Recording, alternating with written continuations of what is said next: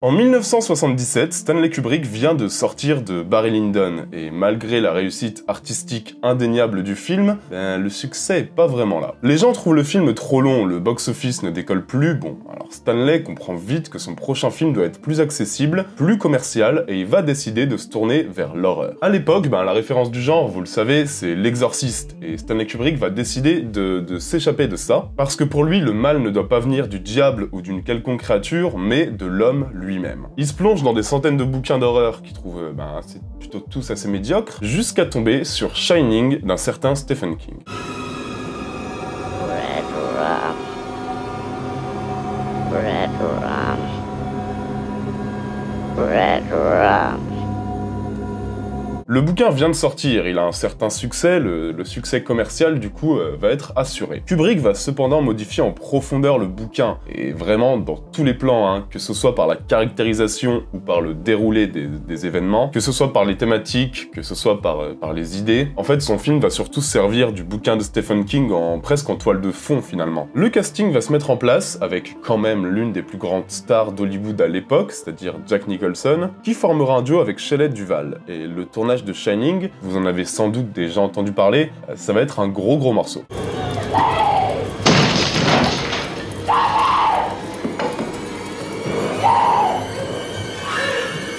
Here's Johnny! Du 1er mai 1968 au mois d'avril 1969, Stanley Kubrick va tourner Shining. Près d'un an de tournage, au cours duquel la réputation de perfectionniste quasi tortionnaire avec ses acteurs du cinéaste va juste complètement exploser. Vous connaissez tous l'anecdote des dizaines de prises, notamment pour cette scène très particulière, mais en fait ça va se répéter pour quasiment l'ensemble des séquences du dernier tiers du film. Si on ajoute à ça des moyens techniques quasi inédits, bon alors le Steadicam existait déjà bien avant Shining, mais c'était pas poussé à ce point-là, ni aussi perfectionné. Bref, avec tout ça, on comprend bien que le tournage de Shining, ça n'a pas non plus été une partie de plaisir. Et quand Shining va sortir, le box-office sera bien là, 44 millions de dollars, mais niveau critique, les gars, ça va être la guerre. Don't hurt me!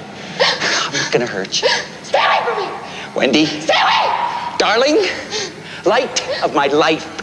I'm not gonna hurt you. Au début, les critiques de Shining, ça va être un massacre. Rien à voir avec le bouquin, les gens ils comprennent pas vraiment, ils vont défoncer Kubrick. Le film va même être nominé 2 fois au Razzie Award. Stephen King va parler de sa frustration concernant l'adaptation. Bon alors clairement, Shining, ça démarre très mal. C'est que quelques années plus tard que le film sera considéré comme l'un des meilleurs films d'horreur jamais réalisés. Ancré dans la culture populaire par des séquences 1000 fois étudiées et parodiées, par le jeu d'un Nicholson complètement habité, par la mise en scène toujours extraordinaire de Kubrick. Bon, c'est juste que Shining mettra un peu de temps à devenir le film culte qu'il est aujourd'hui. Hello, Danny.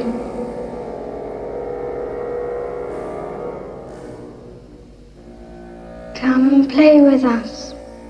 Mais l'essentiel, c'est l'impact qu'a eu Shining dans le cinéma d'horreur. Malgré les polémiques, malgré un auteur qui a haï Kubrick pour ce qu'il a fait de son bouquin, ça, au final, peu importe. Shining, il s'inscrit parfaitement dans la filmographie du cinéaste, et il va te bombarder d'images qui vont rester, qui vont te hanter. Un ascenseur ensanglanté, des jumelles venues d'outre-tombe. Shining, c'est un labyrinthe, à l'origine de nombreux archétypes, même si avant lui, et même après, il y a eu quand même pas mal de films d'horreur qui peuvent s'en rapprocher, voire même le surpasser. J'adore Shining, donc autant vous dire que là, je vais vous parler de grands monuments. C'est comme Shining, en mieux.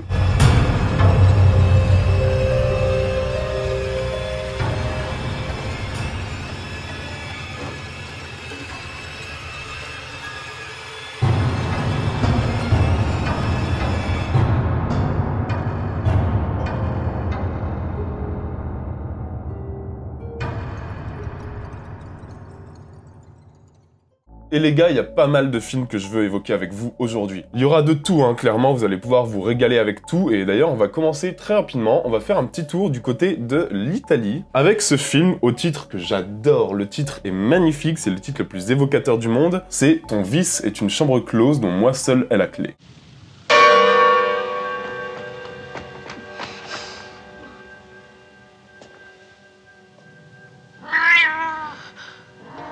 Dans ce film très particulier, on va suivre Oliviero, qui est un écrivain qui vit avec son épouse, Irina, avec qui il est juste odieux, quoi. Il est méchant, il est menaçant, il va l'humilier, mais en permanence. Il la trompe. En fait, il semble presque être habité par des forces diaboliques qui le poussent à faire le plus de mal possible à son épouse. Alcoolique, pervers, il semble presque prendre plaisir à la tourmenter, et ça, si ça vous rappelle quelqu'un... You've had your whole fucking life to think things over. Le souci, c'est qu'au milieu de tout ça, il y a des femmes proches d'Oliviero qui se font assassiner, et que l'écrivain semble de plus en plus perturbé. On est dans la plus pure tradition du giallo, enquête, horreur, érotisme, et le film traîne avec lui une ambiance que moi je trouve très très proche de Shining en fait.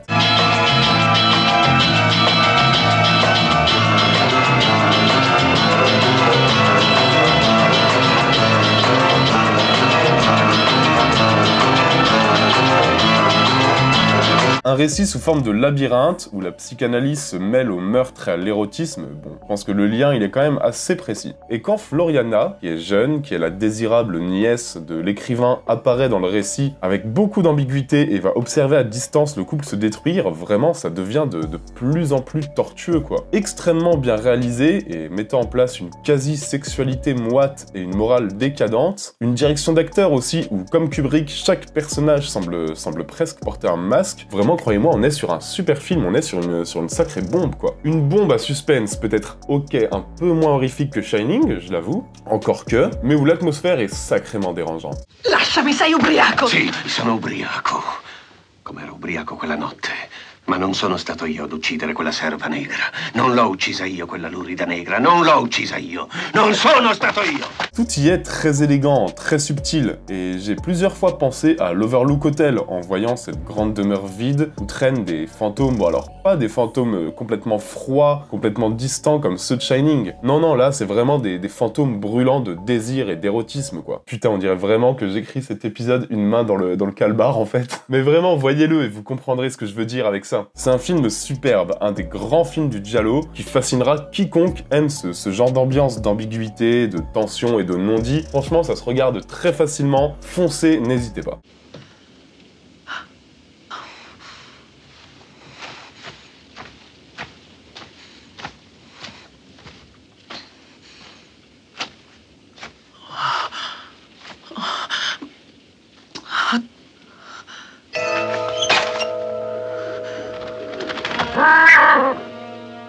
Ok, alors le deuxième film, rien à voir, parce qu'on va aller du côté du Japon. Et clairement, ce film, je le mets dans une vidéo sur Shining. Il aurait clairement eu sa place aussi sur une vidéo, par exemple, sur Twin Peaks. D'ailleurs, si je m'écoutais, très clairement, je mettrais Twin Peaks Firewalk With Me dans cette vidéo pour un Shining en mieux, mais on n'a pas le temps. On va parler d'un film de Takeshi Miike qui s'appelle Gozu.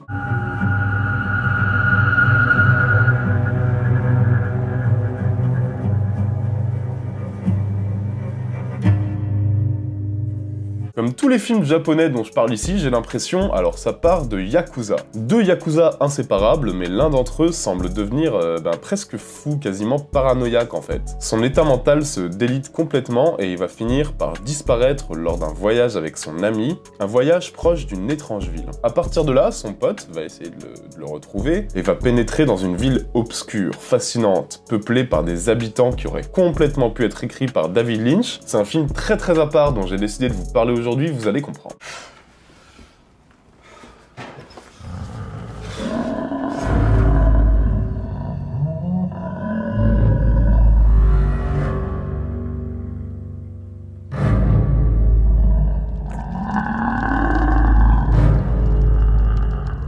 Déjà, le rythme, les gars, il est très spécial parce qu'il est lourd, mais vraiment très très lourd, quoi. Il prend son temps, il pose son ambiance, et vraiment, la première heure est lente, hein. Les gars, il se passe presque rien, si ce n'est du symbolisme, si ce n'est la démonstration d'un état psychologique qui s'autodétruit, mais un petit peu comme Shining, en fait. Si tu veux résumer la première demi-heure, 3/4 d'heure de Shining avec des actions, courage. Puis soudain, la ville arrive. Et là, toute l'étrangeté s'explicite, le film devient un trip visuel et sensoriel halluciné, mais complètement unique. Le cinéaste va jouer avec les sens, avec les attentes, et tout l'univers du film va devenir conforme à la folie de son personnage. Et tout le film va devenir une sorte de cauchemar épais avec des images hyper fortes. Et c'est là où on va retrouver l'aspect un peu labyrinthique que Kubrick distille à 100% dans son Shining. Même si ici, Mickey ne recherche à aucun moment l'esthétisme géométrique quasiment parfait de Kubrick, puisqu'il préfère filmer sa folie de manière très terre-à-terre, et clairement, moi, c'est ce qui me déboussole encore plus.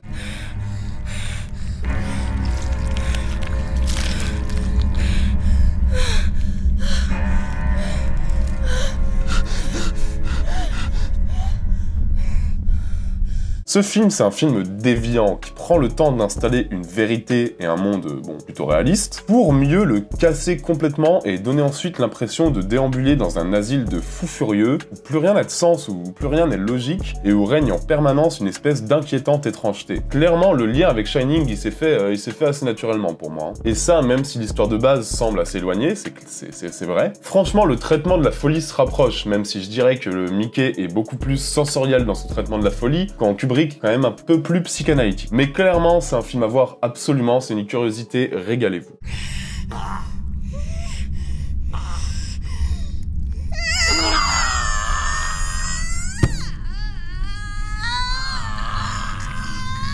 Ok les amigos, j'ai encore deux films à évoquer aujourd'hui. Et le premier, j'en avais déjà parlé assez brièvement, et bon, en vrai, il y a même pas mal de temps sur Intercut. Ça va être un sacré bond dans le passé les gars, hein, mais croyez-moi, c'est un monument, c'est un putain de film à voir, absolument. D'ailleurs, c'est clairement l'un des plus beaux films que j'ai pu voir, c'est un film sorti en 1921, oui, je sais. C'est un film qui s'appelle La Charrette Fantôme.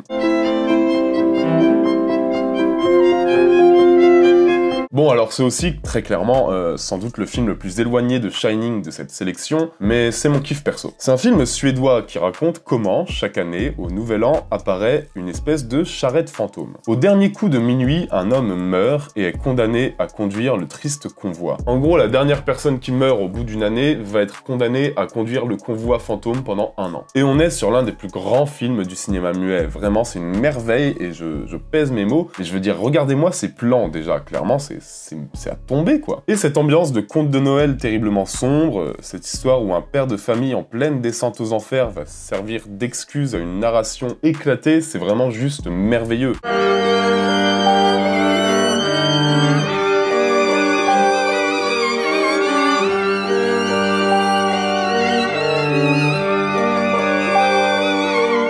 Je m'y attarde pas, mais c'est clairement un des grands monuments du cinéma mondial. C'est clairement l'un des films muets à découvrir absolument, surtout que franchement il a d'une modernité absolue, par son récit, mais aussi par sa mise en scène, hein. Franchement les gars, ça faut vous dire, ça date d'il y a 100 ans quoi, faut se rendre compte. Et ces visages qui se déforment, cette humanité laide en laquelle sommeille le diable, bon alors, si j'extrapole, je peux y voir des petits liens avec Shining. De toute façon, ce film c'est une référence que Kubrick adorait. Mais en l'état, c'est juste un petit bonbon que je voulais évoquer avec vous.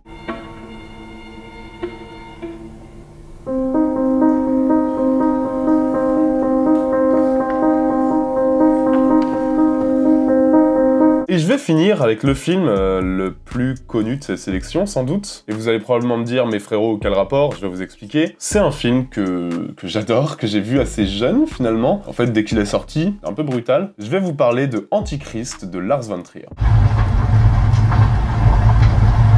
Je vous vois d'avance vous insurger en me disant que, frérot, what the fuck, y a aucun lien. Si, les gars, bien sûr que si. Pour moi, le lien, il est évident. Pour moi, le lien, il se fait, par un traitement psychanalytique profond de l'horreur, pour cette histoire de couple qui se déchire au sens complètement premier du terme, physiquement, qui se déchire moralement, où l'homme pervers qu'était Jack Nicholson, il est ici remplacé par une espèce de femme sorcière qui est Charlotte Gainsbourg. Franchement, Antichrist, thématiquement, je vois des liens. Dans le traitement de la folie, je vois des liens. Et même pour son sens de l'esthétisme à tomber, alors qui est franchement évidemment moins structuré, moins géométrique, moins parfait que Kubrick, mais qui est tout aussi puissant. Et vous voyez là où Kubrick filmait un ascenseur avec du sang partout, Lars von Trier va filmer un renard qui s'auto-bouffe. En fait, il y a des visions hallucinées comme ça qui rythment chaque péripétie du film. Et ça, vraiment, c'est très important. Et vraiment, Antichrist, c'est un geste fort, c'est une sacrée proposition, ça plaira pas à tout le monde, mais je voulais au moins l'évoquer rapidement ici.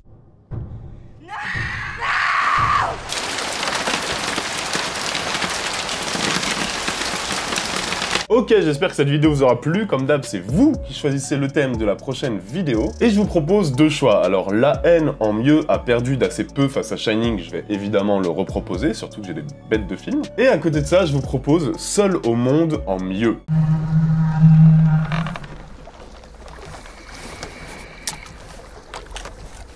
N'oubliez pas de vous abonner à la chaîne, c'est ce qui fait vivre vraiment cette chaîne, on a besoin de vous, c'est hyper important. Parlez d'Intercut autour de vous, partagez la vidéo si elle vous a plu, ça change vraiment tout. Et n'oubliez pas de mettre la cloche. Et surtout, n'oubliez pas de voter en commentaire. Et n'oubliez pas, encore une fois, que vous êtes les meilleurs. On se retrouve très bientôt. Ciao à tous, bisous.